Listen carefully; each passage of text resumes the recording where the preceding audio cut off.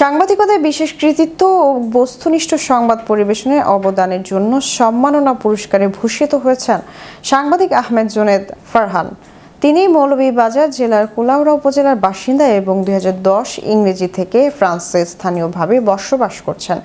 গত 17 মে রোববার ফ্রান্সের রাজধানী প্যারিসে এক অভিজাত হলে বাংলাদেশ অ্যাসোসিয়েশন ফ্রান্সের সভাপতি চৌধুরী সালেহ আহমেদ এবং সভাপতিত্বে এবং সাধারণ সম্পাদক মিজানুর রহমানের সঞ্চালনায় অনুষ্ঠিত গুণীজন সম্মাননা কমিউনিটি অ্যাওয়ার্ড 2026-এ তাকে এই সম্মাননা প্রদান করা হয়।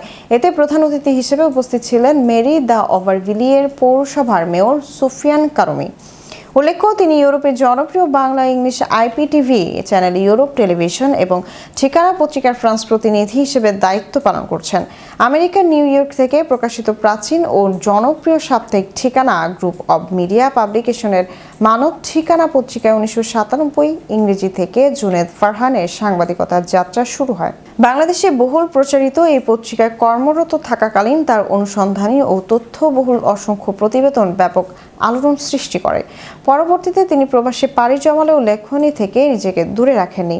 প্রবাস জীবনের ব্যস্ততার মাঝে অত্যন্ত নিষ্ঠা ও সততার সাথে তিনি সেখানে গড়ে ওঠা বাংলাদেশি কমিউনিটির নানা সুখ দুঃখ এবং বিদেশের মূল ধারার রাজনীতি ও সমাজের বিভিন্ন গুরুত্বপূর্ণ খবর গণমাধ্যমে তুলে ধরছেন। সাংবাদিকতার পাশাপাশি ছাত্র জীবন থেকে জুনেদ ফারহান বিএনপি ঘরানার রাজনীতির সাথে যুক্ত আছেন। তার এই সম্মাননা প্রাপ্তিতে সহকর্মী সুশীল সমাজ এবং শুভাকাঙ্ক্ষীরা তাকে আন্তরিক অভিনন্দন ও শুভেচ্ছা জানিয়েছেন।